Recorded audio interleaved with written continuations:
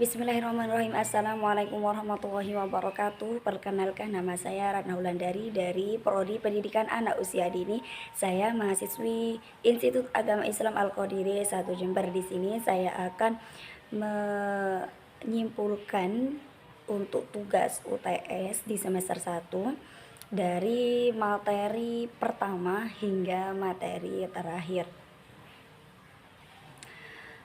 Untuk yang pertama yaitu sejarah manakib di Indonesia. Manakib dalam konteks Indonesia merujuk pada kisah-kisah kehidupan dan perjuangan tokoh-tokoh agama, terutama para wali atau orang suci Islam. Sejarah manakib di Indonesia sangat erat kaitannya dengan perkembangan Islam dan penyebarannya di berbagai daerah. Manakib seringkali disampaikan dalam bentuk ceramah atau tulisan yang menggambarkan kehidupan, ajaran, dan keajaiban yang terkait dengan tokoh-tokoh agama tersebut. Kisah-kisah ini biasanya disampaikan secara lisan dari generasi ke generasi dan seiring waktu dapat ditulis dalam bentuk kitab atau literatur khusus. Pentingnya manakib dalam budaya Islam di Indonesia terlihat dalam upacara-upacara keagamaan dan tradisi-tradisi lokal yang memperingati peristiwa-peristiwa penting dalam kehidupan para wali. Manakib juga berfungsi sebagai sarana untuk memperkuat identitas keagamaan dan melestarikan nilai-nilai spiritual di tengah masyarakat.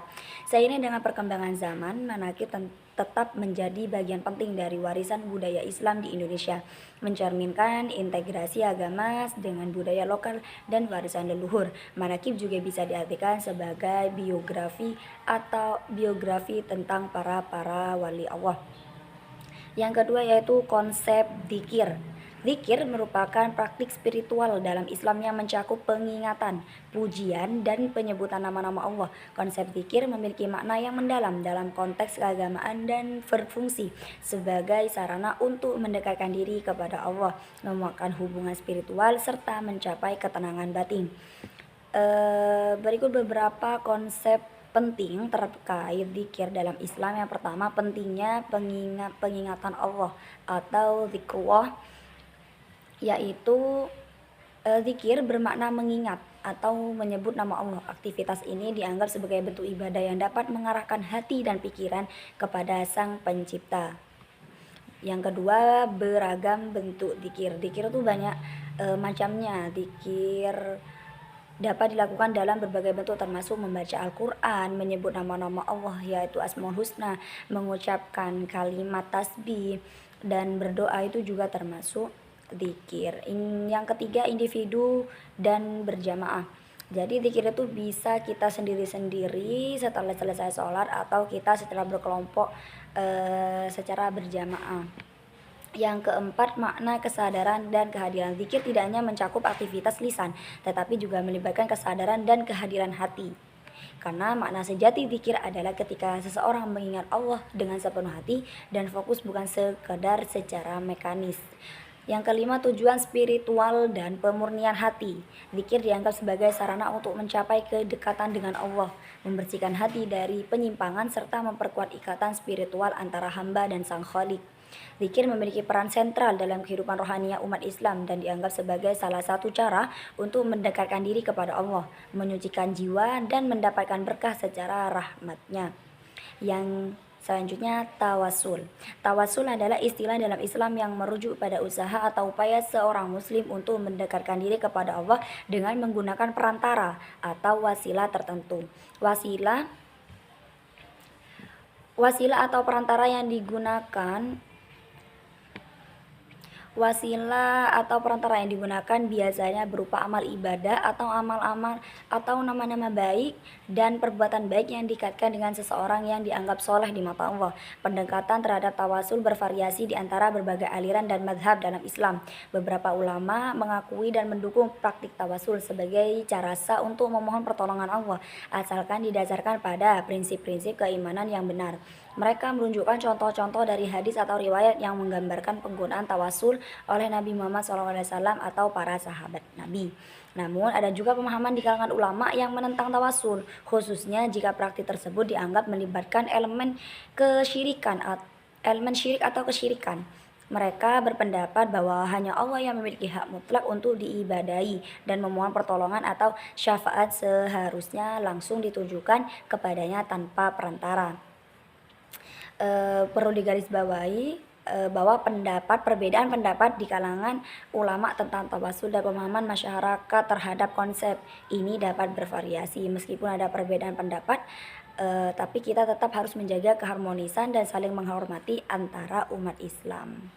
Yang selanjutnya, keutamaan surah Al-Fatihah. Surah Al-Fatihah adalah surah pertama dalam Al-Quran dan memiliki kedudukan yang istimewa dalam Islam. Keutamaan surah Al-Fatihah diungkapkan dalam berbagai hadis dan penafsiran Al-Quran. Nah, di sini ada beberapa keutamaan dari surah Al-Fatihah. Yang pertama, surah pembuka dan inti Al-Quran. Surah Al-Fatihah dijuluki Ummul Kitab atau ibu dari kitab karena menjadi inti dan pembuka Al-Quran. Ini menandakan keutamaan dan pentingnya surah ini sebagai fondasi pembacaan setiap bab Al-Quran. Yang kedua, syarat syahnya sholat. Al-Fatihah diwajibkan dalam setiap rakaat sholat. Rasulullah SAW bersabda, barang siapa yang tidak membaca Al-Fatihah dalam sholatnya, maka sholatnya tidak sah. Hadis riwayat Al-Bukhari dan Muslim. Oleh karena itu, surah Al-Fatihah memiliki peran sentral dalam ibadah sholat.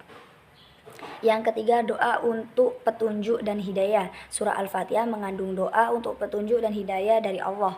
Orang yang membaca Al-Fatihah diharapkan mendapatkan petunjuk dan keberkahan dalam setiap aspek kehidupan. Yang keempat, penghapus dosa. Rasulullah SAW menyatakan bahwa membaca Al-Fatihah dalam sholat merupakan penghapus dosa bagi orang yang membacanya dengan khusyuk dan penuh kehadiran hati.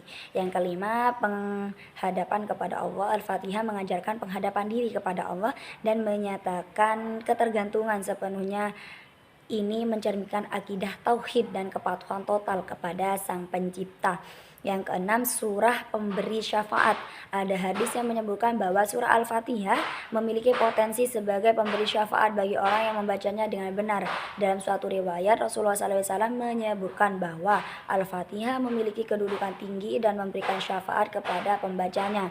Surah Al-Fatihah sebagai inti Al-Quran dan komponen utama dalam sholat memegang peran yang sangat penting dalam kehidupan seorang muslim. Membaca, memahami, dan merenungkan makna surah Al-Fatihah merupakan bagian integral dari ibadah dan kehidupan spiritual umat Islam. Yang selanjutnya, karomah. Karomah adalah istilah dalam Islam yang merujuk pada kegiatan atau peristiwa luar biasa yang terjadi pada seseorang yang dianggap soleh dan taat kepada Allah. Karomah dianggap sebagai tanda keberkahan atau karunia khusus yang diberikan oleh Allah kepada hambanya yang soleh. Beberapa poin penting tentang karomah yaitu karomah itu bukan mukjizat Nabi. Karomah berbeda dari mukjizat yang diberikan kepada Nabi. Mukjizat adalah tanda ajaib yang diberikan kepada Nabi sebagai bukti kebenaran misi kenabian mereka. Kalau karomah di sisi lain terjadi pada individu yang bukan Nabi, tetapi dianggap soleh dan memiliki tingkat keimanan yang tinggi atau waliullah. Yang kedua, berdasarkan iman dan ketaatan. Jadi karomah itu diyakini terjadi sebagai tanda keberkahan atas iman dan ketaatan seseorang kepada Allah. Orang yang mengalami karomah biasanya adalah individu yang soleh, taat, dan mendekatkan diri kepada Allah dalam segala aspek kehidupannya.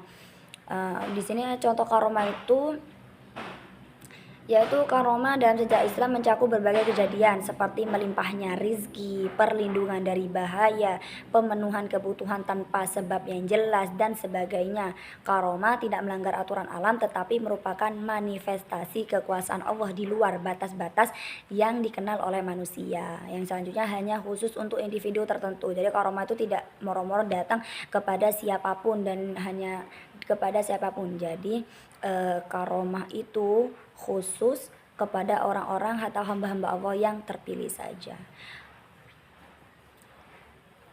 Yang selanjutnya, barokah. Barokah merupakan istilah dalam Islam yang merujuk pada keberkahan, kebaikan, atau anugerah yang diberikan oleh Allah. Istilah ini mencakup berbagai aspek kehidupan, baik dalam konteks spiritual maupun materi. Keberkahan Allah dapat termanifestasi dalam berbagai bentuk, termasuk rizki, kesehatan, keberhasilan, dan kebahagiaan. Beberapa poin penting tentang karomah, tentang barokah, yaitu itu adalah berkah dari Allah. Barokah itu berasal dari Allah sebagai bentuk anugerah dan rahmatnya kepada hambanya yang soleh. Yang kedua, rizki yang diberkahi. Dalam konteks rizki, barokah dapat membuat rizki seseorang menjadi lebih berkah, berlipat ganda, dan terhindar dari berbagai masalah. Tapi rizki bukan cuma hanya itu saja, bukan hanya tentang materi saja. tetapi kesehatan, ketenangan batin, dan kebahagiaan keluarga itu juga termasuk rizki. Hubungan dengan taat dan ketaatan. Keberkahan seringkali terkait dengan tingkat taat dan ketaatan seorang hamba. Orang yang mematuhi perintahnya dan menjauhi larangannya memiliki peluang lebih besar untuk mendapatkan barokah.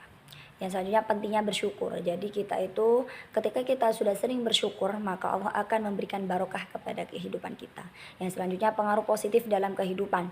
Barokah memiliki pengaruh positif dalam kehidupan sehari-hari karena orang yang hidup dalam barokah cenderung merasakan kemudahan, kelancaran, dan kebahagiaan dalam segala hal yang mereka lakukan. Yang selanjutnya sejarah zikir manakib di Al-Qadiri. Sebagian besar pondok pesantren di Indonesia termasuk yang berada dalam tradisi tarekat sering melibatkan praktik zikir dan manakib sebagai bagian integral dari kegiatan keagamaan dan spiritual. Pondok pesantren Al-Qadiri seperti banyak pesantren Indonesia, mungkin hanya di Al-Qadiri itu adalah zikir manakib yang menganut tarekat Qadiriyah. Dan praktik dzikir yang ada di pondok pesantren Al-Qadiri itu mencakup pengulangan kalimat-kalimat pujian kepada Allah, menyebut nama-nama Allah, dan membaca tawassul kepada para nabi, para wali-wali Allah.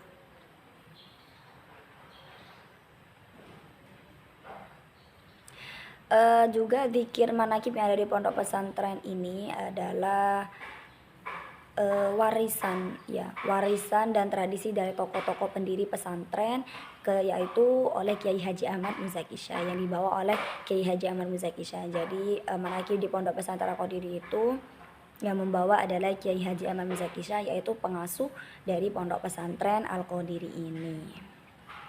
Yang selanjutnya yaitu biografi tentang Kiai Haji Ahmad Muzaki Syah. Jadi nama lengkap beliau Kiai Haji Ahmad Muzaki Syah. Beliau adalah putra dari Kiai Haji Ahmad Syah dan Nyai Hajah Siti Fatimah Az-Zahra. Jadi beliau itu adalah pendiri sekaligus pengasuh pondok pesantren Al-Qadiri 1 Jember. Yang untuk pondoknya itu berada di Jalan Manggar 139A 4 Gebang Poreng Patrang Jember. Mungkin bagi jenengan yang mau tahu tentang pondok pesantren Al-Qadiri lebih jelasnya, monggo silakan ke pondok pesantren Al-Qadiri.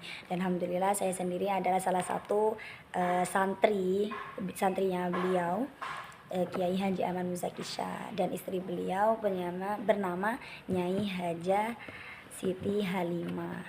Itu. Beliau memiliki 4 putra. Putra yang pertama bernama Kiai Haji Taufikur Rahman, yang kedua Nyai Hajah Elmi Mufidah, yang ketiga Lora Fadil Muzaki, yang keempat Gus Haji Elmi MH. Jadi beliau memiliki 4 putra, 3 putra, 1 putri. Mungkin cukup sekian dari saya, kurang lebihnya mohon maaf karena kekurangan hanya milik saya dan kelebihan hanya milik Allah semata.